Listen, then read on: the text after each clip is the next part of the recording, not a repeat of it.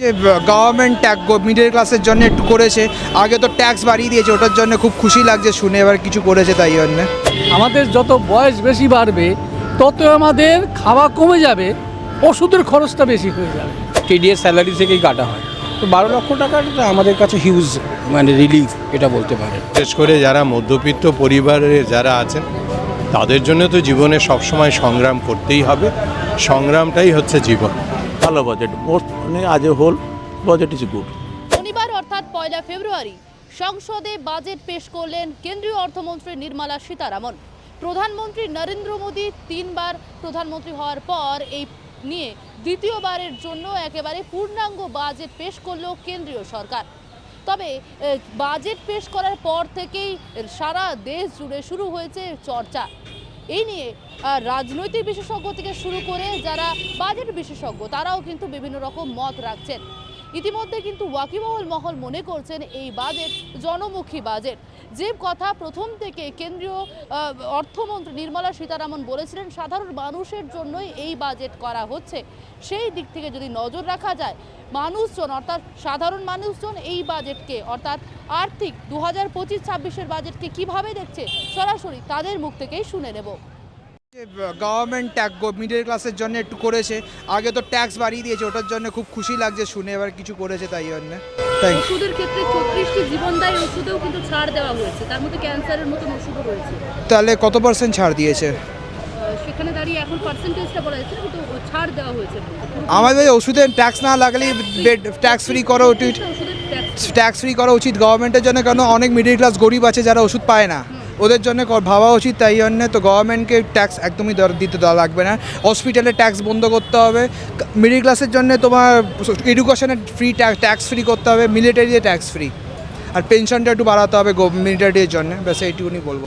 দেখেন, প্রত্যেকবারই যারা ফিন্যান্স মিনিস্টার প্রত্যেকেই চেষ্টা করে সাধারণ মানুষের কথা ভেবে রাখতে, কিন্তু যেভাবে আপনার ইনফ্লেশন বাড়ছে তো সেইখানে ফিট হওয়াটা স্বাভাবিক, সবসময় একটা চ্যালেঞ্জ। বিশেষ করে যারা মধ্যবিত্ত পরিবারের যারা আছেন তাদের জন্য তো জীবনে সবসময় সংগ্রাম করতেই হবে, সংগ্রামটাই হচ্ছে জীবন।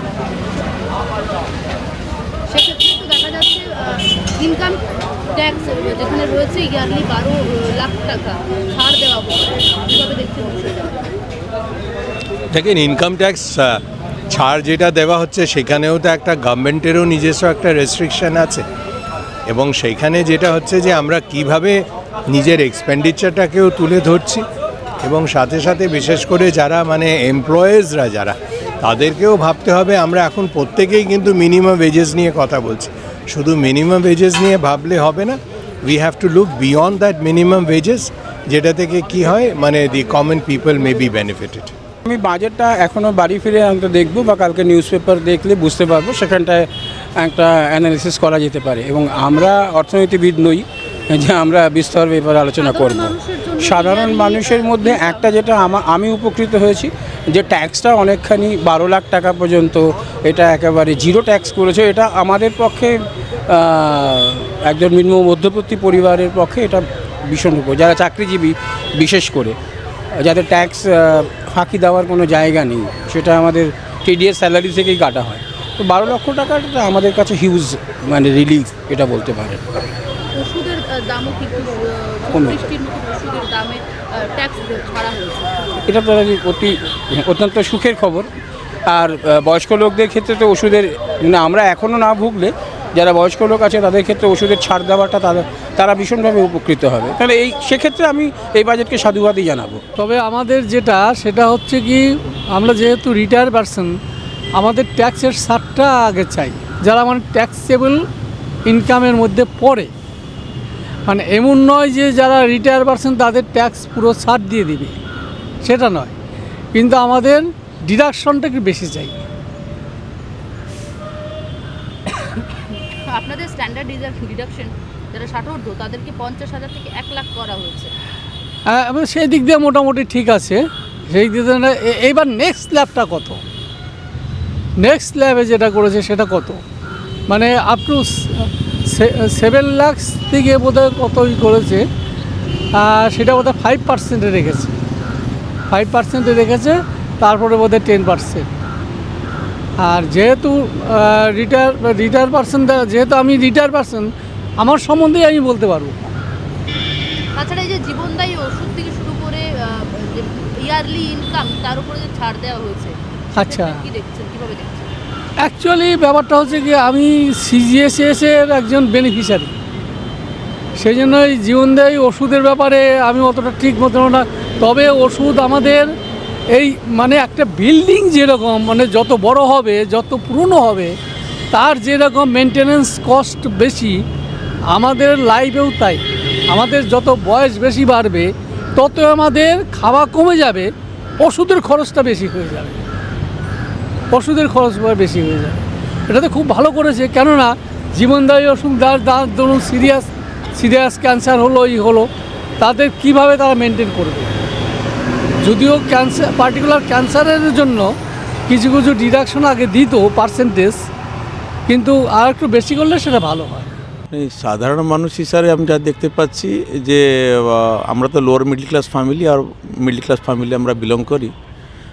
যা আমি শুনলাম যে এ থেকে যে 12 লাখ টাকা যে স্ল্যাব দিয়েছি, সেটা ডেফিনেটলি যে ভেরি গুড এই মার্কেটের জন্য অ্যাকচুয়ালি। কারণ অ্যাকচুয়ালি রিসেন্টলি যে কস্ট অফ লিভিং যে বাড়ছি, 7 লাখ টাকা যে ছিল ওটা বাড়িয়ে 12 লাখ টাকা বানিয়েছি। ডেফিনেটলি এটার জন্য গুড হবে, আমাদের জন্য যে সুবিধা হবে। কারণ খরচা বেড়ে যাচ্ছে, প্রত্যেক জিনিসের কস্ট অফ লিভিং অ্যাকচুয়ালি বাড়ছে। তার মানে সেই হিসাবে যে 7 লাখ টাকা থাকবে, ইট উইল বি ভেরি বলে না অ্যাকচুয়ালি জিনিসটা অ্যাকচুয়ালি অনেকটা কষ্ট হয় এগুলো জিনিসটা লোয়ার মিডল ক্লাস ফ্যামিলির জন্য। অপার মিডল ক্লাসদের জন্য হবে না প্রবলেম অ্যাট অল। সেকেন্ড হচ্ছে যে এখানে আজও আপনি আর কিছু বলছেন যে লাইফ সেভিং ড্রাগগুলো বাড়িয়েছে, এইগুলো রিসেন্টলি যে পলিউশন লেভেল যেভাবে বাড়ছে, মানে টুডেস লাইফ, মানে আমি বলছি না 30 ইয়ার্স ব্যাক আর 40 ইয়ার্স ব্যাকস, আর দ্যাট টাইম অ্যাকচুয়ালি ও ছিল না অতটা পলিউশন। রিসেন্টলি যে পলিউশন লেভেল জন্য different new disease is created, যেটা that is also not tracking be difficult, মানে ডক্টর লেভেল জন্য ট্র্যাকিংটা ডিফিকাল্ট। সেটা ক্যান্সার একটা অনেকগুলো ব্যাপার আছে, এগুলোতে ডেফিনেটলি ট্যাক্স ফ্রি করেছে ওটা, কাস্টম ডিউটি না কি অ্যাকচুয়ালি আপনি বললেন অ্যাকচুয়ালি কি ওটা ডেফিনেটলি ওটা ভেরি গুড অ্যাকচুয়ালি ওটার জন্য। আর কিছুটা ফ্রি হসপিটালাইজেশন যে ফ্রি সার্ভিসিং যেটা, এটা কিছুটা করে নেওয়া দরকার অ্যাকচুয়ালি। কারণ মানুষ থেকে যেন ফরেন কান্ট্রি যেরকম হয়, ইউরোপিয়ান কান্ট্রিতে ওরাই দেখে নিয়ে অ্যাকচুয়ালি যে কোনো চিন্তা করতে হবে না, আপনারা খালি কাজ করুন, hospitalisation and your thing will be taken care, and old age will taken care. মানে এই জিনিসটা কিছুটা মানে ওরা যদি ব্যাকরে থাকলে তাহলে আমাদের দেশটা আর গ্রোথ হবে। মেন হচ্ছে সেটাই, ভালো বাজেট, মোস্ট মানে আজ a whole budget is good. Bangla হান্টের আরও খবর দেখতে নজর রাখুন। বাংলা খবর মানেই বাংলা হান্ট।